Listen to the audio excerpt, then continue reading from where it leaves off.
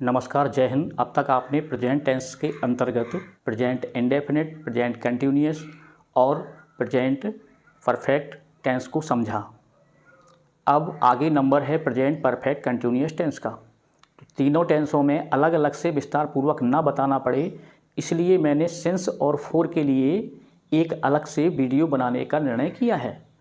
तो आज इस वीडियो में हम सिंस और फोर को विस्तार पूर्वक समझेंगे और जो भी आपके डाउट्स हैं उनको हम क्लियर करने की कोशिश करेंगे।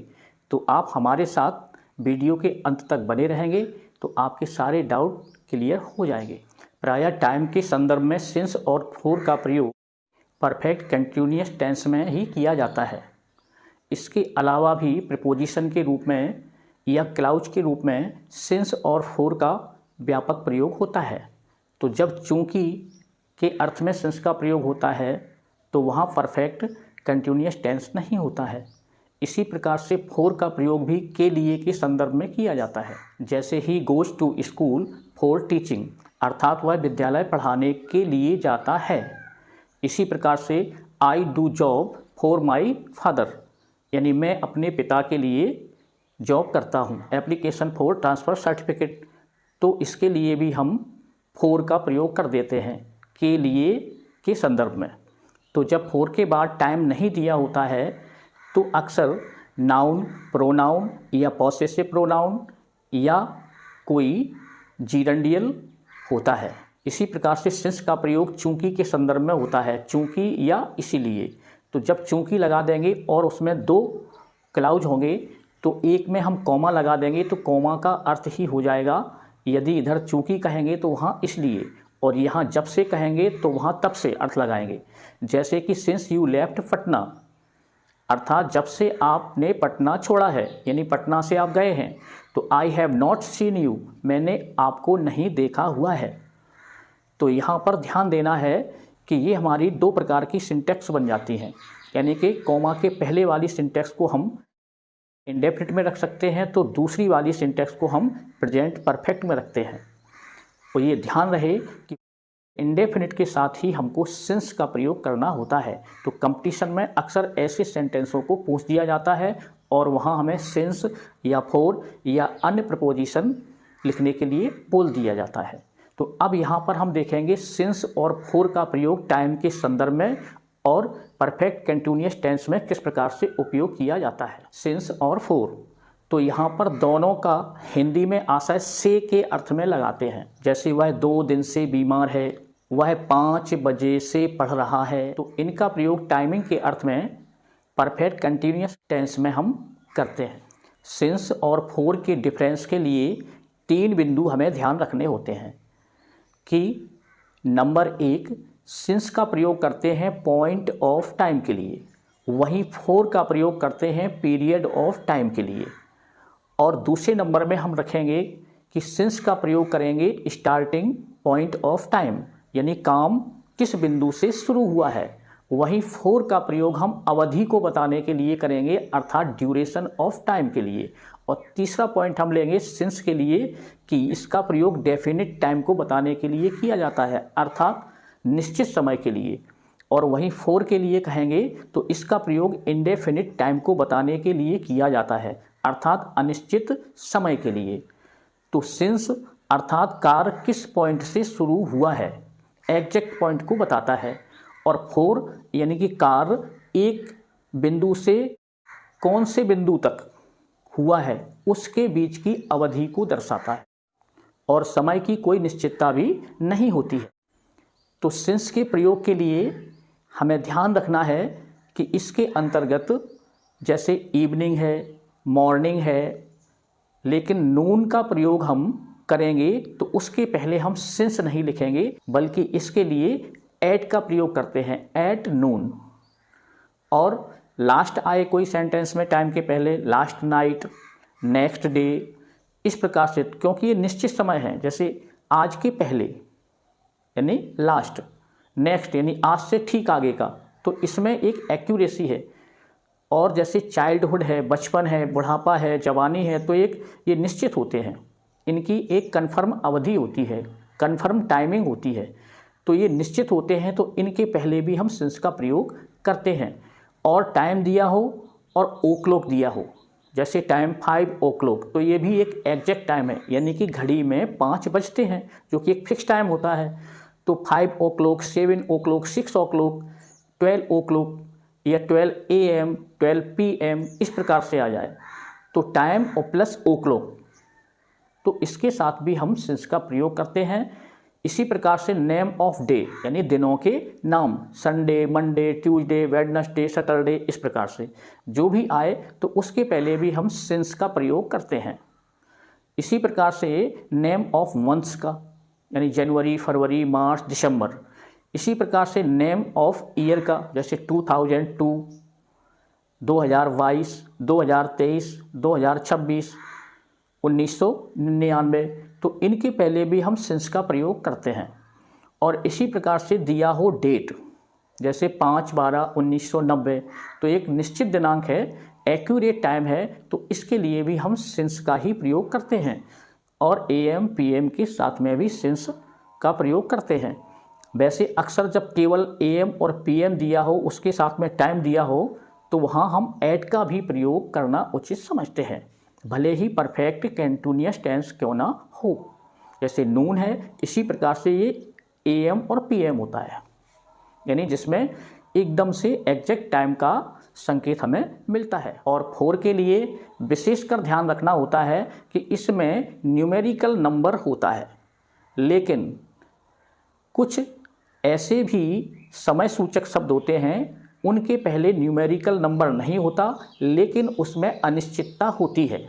जैसे अ लॉन्ग टाइम, यानी लंबे समय से, तो फॉर अ लॉन्ग टाइम लिखेंगे, तो वहाँ सिंस का प्रयोग नहीं करेंगे। तो न्यूमेरिकल नंबर्स के साथ में यदि हमें सेकंड दिए हों, या मिनट्स दिए हों, या आवर्स दिए हों, या वीक्स दिए हों, या डेज दिए हों, या मंथ्स दिए हों, या ईयर्स दिए हों, या डिकेट्स दिए हों, यानी कि दशक, या फिर हमको एगो दिया हो, बिफोर दिया हो, या इसके अलावा any day, a day, a long time, या many days, many times, many weeks, या many months, many years, many decades, तो इस प्रकार से यदि आए तो इनके लिए हम फोर का ही प्रयोग करते हैं। हम कुछ एग्जाम्पल्स के माध्यम से सिंस और फोर के प्रयोग को थोड़ा समझते हैं। जैसे हम उदाहरण लें कि वह 2 घंटे से पत्र लिख रहा है। 2 घंटे से, तो यहाँ ध्यान रखना है, तो समय दिया है और टेंस चूँकि परफेक्ट कंटिन्यूअस है और प्रेजेंट का है, तो ये हम अगला जब टेंस बताएंगे तो उसमें आपको पूरा समझ में आ जाएगा। तो यहाँ पर हम सिंस और फोर के उपयोग पर ही ध्यान देंगे। तो 2 घंटे से, तो 2 घंटे यानी कि कब 2 घंटे से कोई निश्चित समय नहीं है, यानी कि एक अवधि है 2 घंटे। मान लो किसी एक समय से उसने कार्य शुरू किया और 2 घंटे तक वो कार्य कर रहा है, 2 घंटे से कर रहा है, आगे कहाँ तक होगा इसका कोई निश्चित नहीं है। तो 2 घंटे यानी कि अवधि, ड्यूरेशन, यानी इनडेफिनिट टाइम। तो यहाँ पर हम फोर का प्रयोग करेंगे कि जैसे he has been writing a letter for 2 hours। अब यदि इसी सेंटेंस को कह दिया जाए कि वह 2 बजे से पत्र लिख रहा है, तो यहाँ 2 बजे से, जो कि घड़ी में 2 फिक्स बजते हैं, 2, 3, 1 इस प्रकार से, तो यहाँ एक्यूरेट टाइम है, यानी कि एग्जैक्ट टाइम दिया हुआ है, जो कि डेफिनिट है, यानी कि स्टार्टिंग पॉइंट है ये। तो 2 बजे से, तो यहाँ हम सिंस का प्रयोग करेंगे। तो he has been writing a letter since 2 o'clock। अब दूसरा उदाहरण हम लेंगे, जैसे कि वे लंबे समय से दिल्ली में रह रहे हैं। तो कोई निश्चित नहीं है कि वह कब से दिल्ली में रह रहे हैं और कौन सी डेट से रह रहे हैं, कौन से दिन से रह रहे हैं, ये कोई एक्यूरेट टाइम नहीं है। कहा गया है कि वह लंबे समय से रह रहे हैं, तो अर्थात ये अनिश्चित समय दिया हुआ है और एक ड्यूरेशन को बता रहा है। तो यहाँ पर हम फोर का प्रयोग करेंगे। तो he has been living in Delhi for a long time. तो जब भी लॉन्ग टाइम कहेंगे तो उसके पहले आर्टिकल आ या ए का उपयोग अवश्य होता है। अब इसी सेंटेंस को कहा जाए कि वे दिल्ली में 1990 से रह रहे हैं, या जनवरी 1990 से रह रहे हैं, या 26 जनवरी 1990 से रह रहे हैं, यानी कि 26 जनवरी 1990 या जनवरी 1990 या केवल 1990। तो तीनों ये हमारे एक्यूरेट टाइम है, यानी कि डेफिनिट टाइम है ये। तो इनके पहले हम सिंस का ही प्रयोग करेंगे। तो यहाँ पर इसका अंग्रेजी ट्रांसलेशन होगा they have been living in Delhi since 26 January 1990। अब अगला उदाहरण हम जैसे लें कि सुबह से बारिश हो रही है, तो इसको अंग्रेजी में लिखेंगे it has been raining since morning. और यदि ऐसा कहा जाता कि वर्षा 2 घंटे से हो रही है, तो यहाँ 2 घंटे यानी कि अवधि है और अनिश्चित है, कौन से 2 घंटे से हो रही है और कब तक होगी ये सब अनिश्चित है। तो यहाँ कहेंगे it has been raining for 2 hours. अब अन्य उदाहरण लिया जाए कि वह पिछली रात्रि से बुखार से पीड़ित है, अर्थात वह पिछली रात्रि से बीमार है। तो यहाँ रहा, रही, रहे नहीं है, लेकिन उसका भाव सेंटेंस में मिलता है। तो इसका अनुवाद होगा अंग्रेजी में कि she has been suffering from fever since last night. तो कहने का आशय जैसे आज चर्चा की जा रही है, तो लास्ट यानी कि आज के ठीक पहले, तो ये हमारा एक एक्यूरेट टाइम है, यानी कि निश्चित समय हो गया। तो जब भी लास्ट मिले हमको और उसके पहले टाइमिंग मिले कोई, तो भी हम उसके पहले सिंस का प्रयोग करते हैं। अगला एग्जाम्पल, जैसे वह बचपन से अपनी माँ के साथ रह रहा था। अब चूंकि यहाँ रहा था यानी पास्ट परफेक्ट कंटिन्यूअस टेंस का ये सेंटेंस हो जाएगा।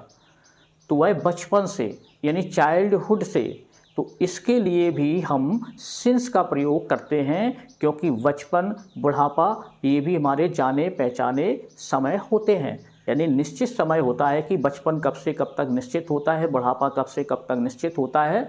तो इसमें भी हमें सिंस का प्रयोग करना होता है। तो जैसे he had been living with his mother, या फादर है तो फादर, सिंस चाइल्डहुड। अगला एग्जाम्पल, वह कई दिनों से विद्यालय नहीं जा रहा है, यानी मैनी डेज। तो इसके लिए भी हम फोर का प्रयोग करेंगे।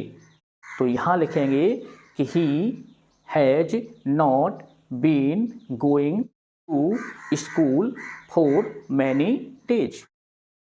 तो इस प्रकार से हम सिंस और फोर का प्रयोग परफेक्ट कंटिन्यूअस टेंस में करते हैं। उम्मीद है आपको इसका प्रयोग समझ में आया होगा। अब जब भी हम परफेक्ट कंटिन्यूअस टेंस के बारे में बताएंगे, तो सिर्फ हम सिंस और फोर के लिए इतना बताएंगे कि सिंस का प्रयोग पॉइंट ऑफ टाइम के लिए होता है और फोर का प्रयोग पीरियड ऑफ टाइम के लिए होता है। यानी कि सिंस समय की निश्चितता को बताता है और फोर समय की अनिश्चितता को या अवधि को दर्शाता है। आपको समझ में आया हो, अच्छा लगा हो तो वीडियो को लाइक करें, अपने मित्रों में शेयर करें, और यदि अब तक सब्सक्राइब नहीं किया है तो इसलिए चैनल को सब्सक्राइब भी करना न भूलें। देखने के लिए धन्यवाद।